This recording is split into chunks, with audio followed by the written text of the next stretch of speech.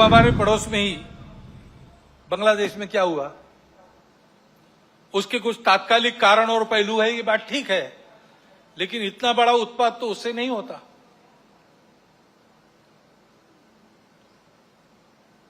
वो कारण उनकी चर्चा जिनका विषय है वो करें, परंतु दो बातें ध्यान में आती है। पहली बात है कि उस उत्पाद के कारण वहां के हिंदू समाज पर जो अत्याचार बार बार होते हैं, उस परंपरा को फिर से दोहराया गया।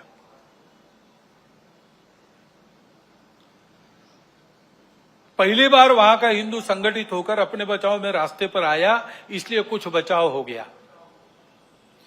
परंतु कहीं कोई गड़बड़ हो, दुर्बलों पर अपना गुस्सा निकालने की ये जो कट्टरपन की प्रवृत्ति है, वो प्रवृत्ति जब तक वहां विद्यमान है, तब तक वहां की हिंदू क्या, वहां के सभी अल्पसंख्यक उनके सर पे खतरे की तलवार लटकी रहेंगी। उनको आवश्यकता है मदद की।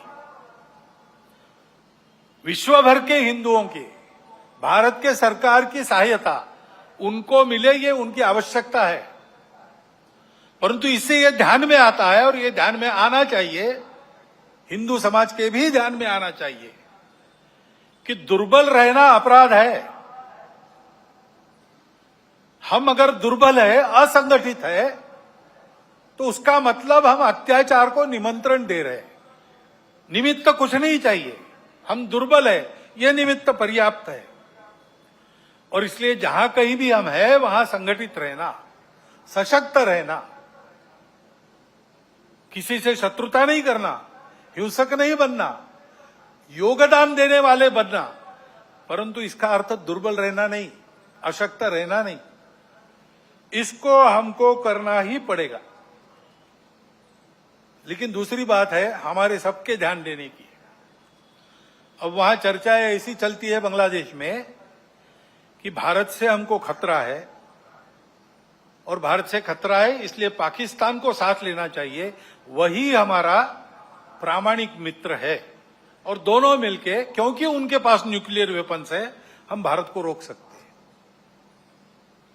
जिस बांग्लादेश के निर्माण में भारत की पूरी सहायता हुई, जिस बांग्लादेश के साथ भारत ने अब तक कोई वैरभाव रखा नहीं, आगे भी नहीं रखेंगे, उस बांग्लादेश में ये चर्चाएं हो रही है। ये चर्चाएं कौन करा रहा है? ऐसे वर्णन, नैरेशंस वहां पर चले, ये किन किन देशों की हित की बात है, ये तो देखने वाले, सोचने वाले समझते हैं, नाम लेने की आवश्यकता नहीं। हमारे देश में भी ऐसा हो, ये इच्छा है, क्योंकि भारत बड़ा बनेगा तो सब स्वार्थ के दुकान तो बंद हो जाएंगी, और इसलिए भारत का यह सामर्थ्य न बने, ऐसे उद्योग चल रहे हैं। Deep state, wokeism, cultural Marxism, ऐसे शब्द चर्चा में बहुत है। पिछले साल भी मैंने उल्लेख किया था। कुछ लोगों ने कहा था कि अपने यहां तो है ही नहीं। ऐसा नहीं है, अपने यहां है, बहुत पहले से है। क्योंकि केवल भारत नहीं, सभी सांस्कृतिक परंपरा के विरुद्ध यह विचार जाता है। परंपरा से दुनिया में कहीं भी कोई भी समाज जीवन में जो मंगल है, भद्र है, ऐसा मानता है, उसको ध्वस्त करना ये इनके कार्य प्रणाली का अंग है। और ये करने के लिए पहला सूत्र उनका होता है, इन्वेड द इंस्टीट्यूशंस, संस्थाओं को कब्जे में लो। शिक्षा संस्थान है, विद्यापीठ है, शिक्षा व्यवस्था है, माध्यम है, बौद्धिक जगत है, इन सब पर अपनी पकड़ कायम करके उनके द्वारा समाज में विचारों की विकृति का प्रसार करना, विचारों को बिगड़ना, अपनी परंपरा के प्रति, अपने स्वत्व के प्रति अश्रद्धा से उत्पन्न करना। हम ही अपने लोगों को गाली दे, हम ही अपने बातों को तुच्छ माने, उनकी लज्जा करें, इस प्रकार का वातावरण पैदा करना, इतना बड़ा समाज है, उसकी कई विविधताएं हैं।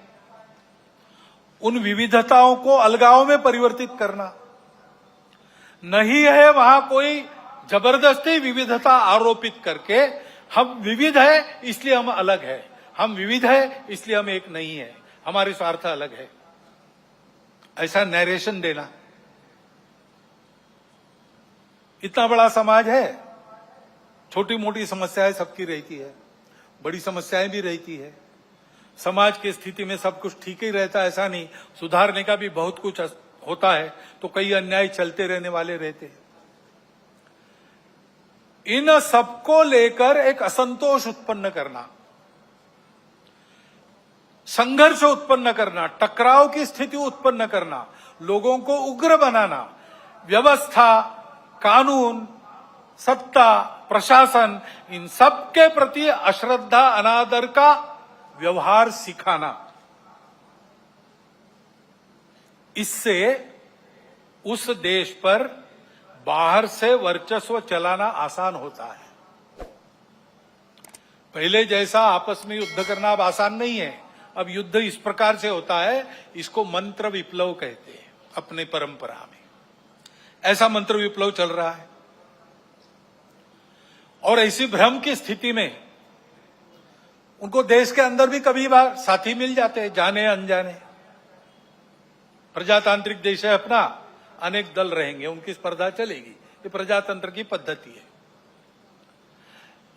लेकिन समाज में ये अलगाव, टकराव, देश की एकता, एकात्मता, देश के वैभव संपन्न होने के प्रयास से बड़े बन गए, अथवा दलों के स्वार्थ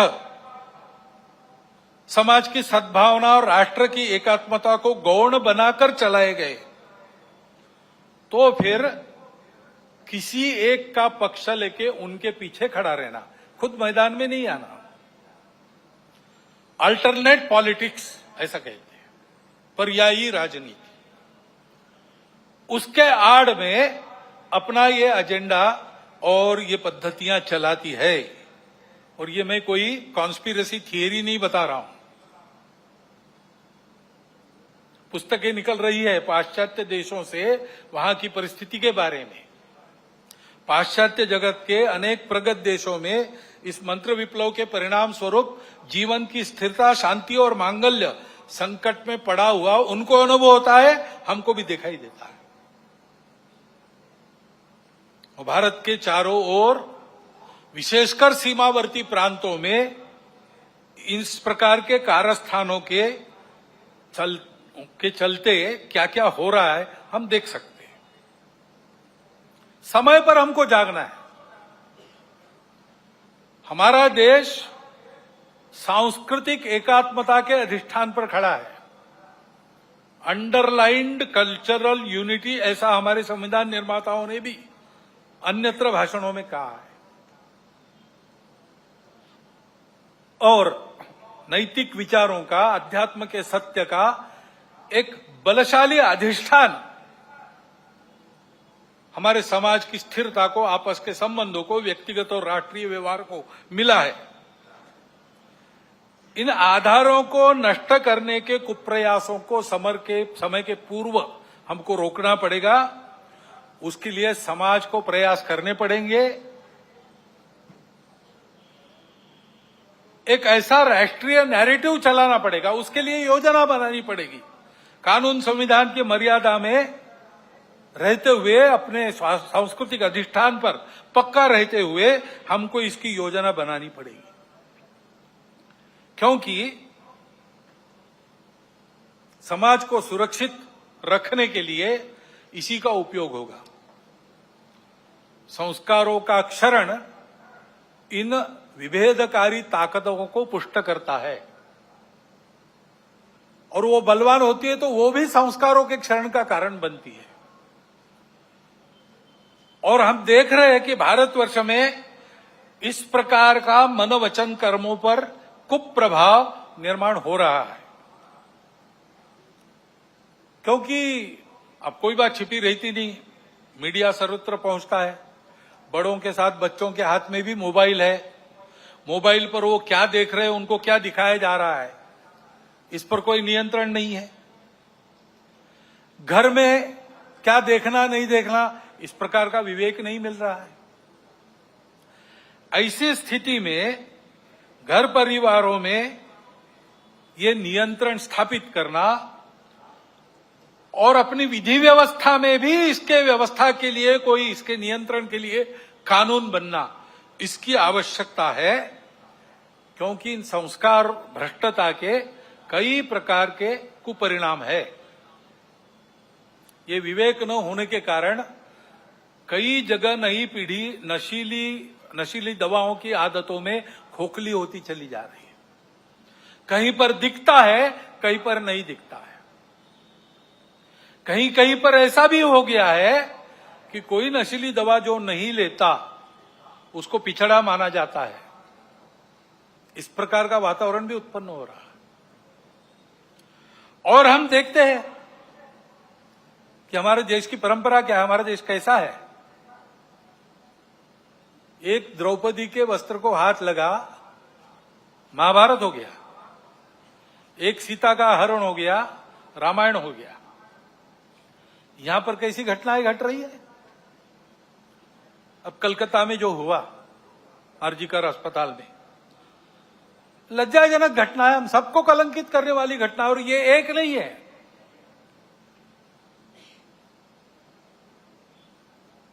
घटनाएं होती है, उसका नियंत्रण वगैरह करना।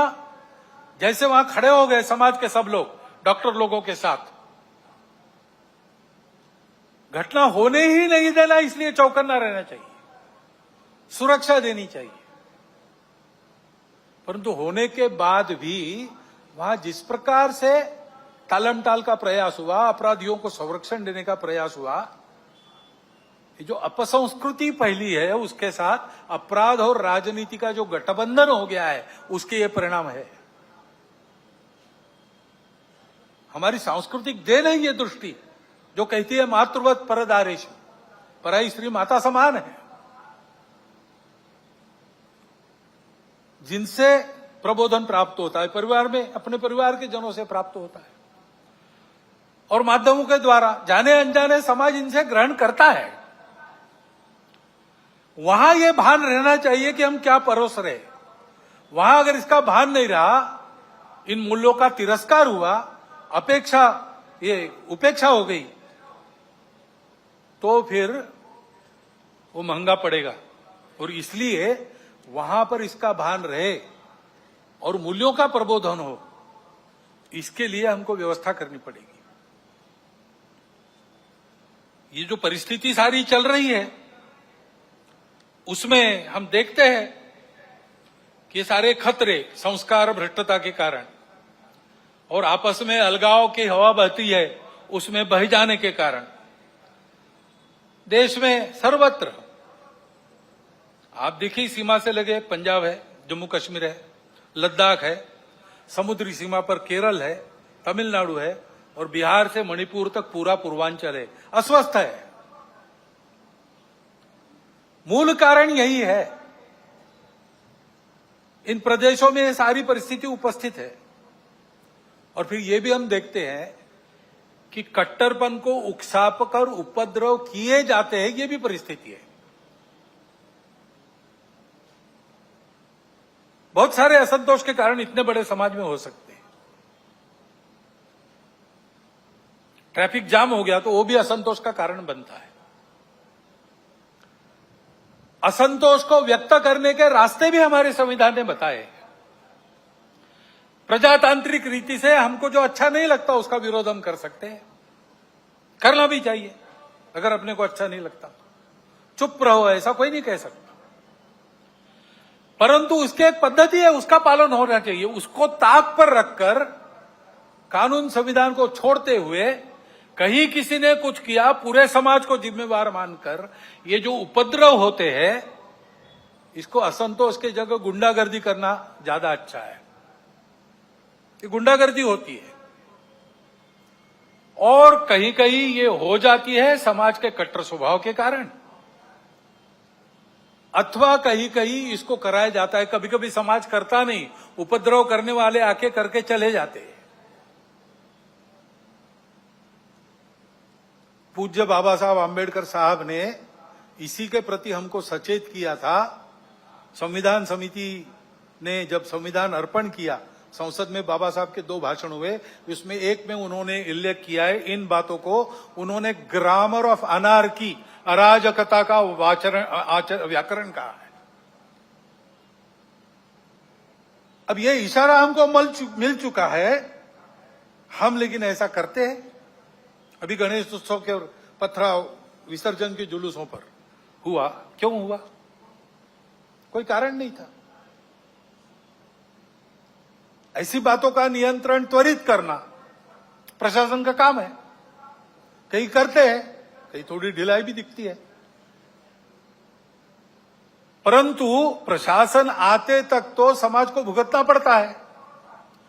तो इसलिए समाज को तैयार रहना चाहिए, सावधान रहना चाहिए, तैयार रहना चाहिए।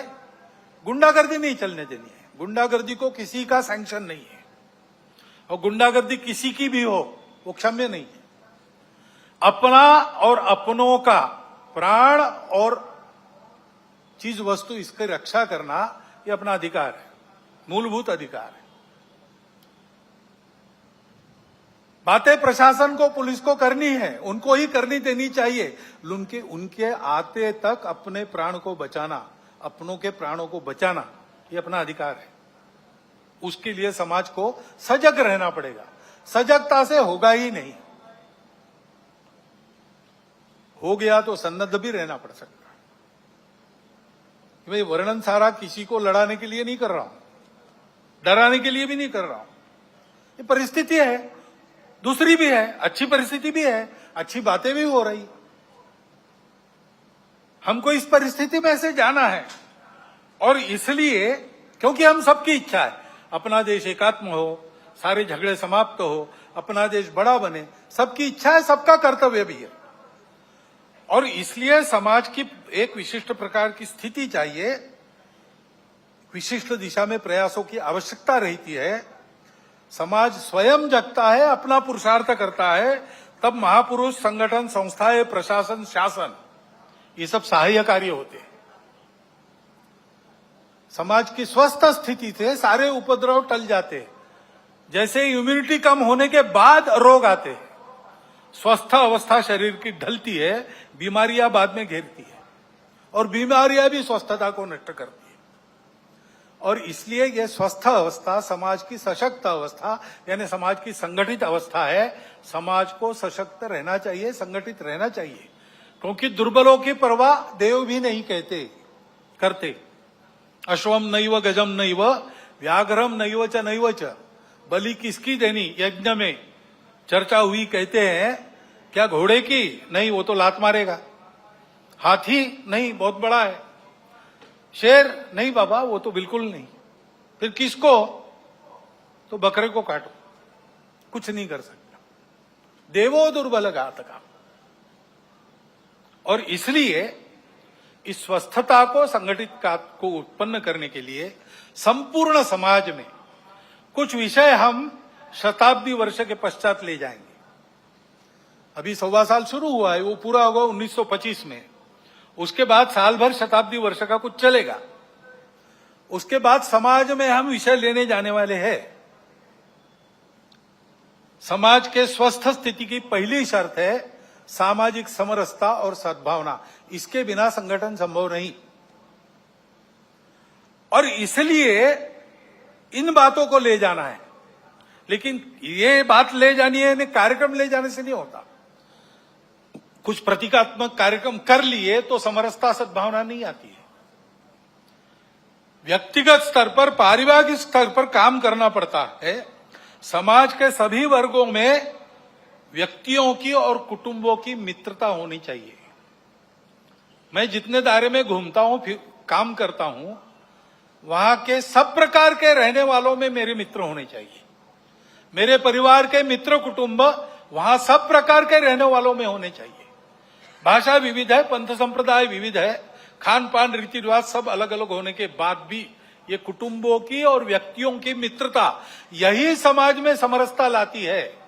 प्रबोधन करने के लिए बाकी सब काम आता है, आचरण करने के लिए ये प्रत्यक्ष मित्रता चाहिए। और जहां जहां लोगों को समझाना संभव है, अपनी इतनी साख है, वहां समझा के पर्व त्योहार सबके होने चाहिए। ये विषमता इतनी विचित्र हो गई कि हमने अपने संतों को, देवों को, सबको बांट लिया। वाल्मीकि जयंती वाल्मीकि बस्ती में ही क्यों हो? वाल्मीकि ने रामायण तो पूरे हिंदू समाज के लिए लिखा, तो भगवान वाल्मीकि की जयंती सब मिलकर मनाए, भगवान रविदास की जयंती सब मिलकर मनाए, सारे पर्व त्योहार मिलकर पूरा हिंदू समाज करे, सहभागी हो, बाहर से सहभागी हो, अंदर जाकर सहभागी हो। ये सहभागिता चाहिए।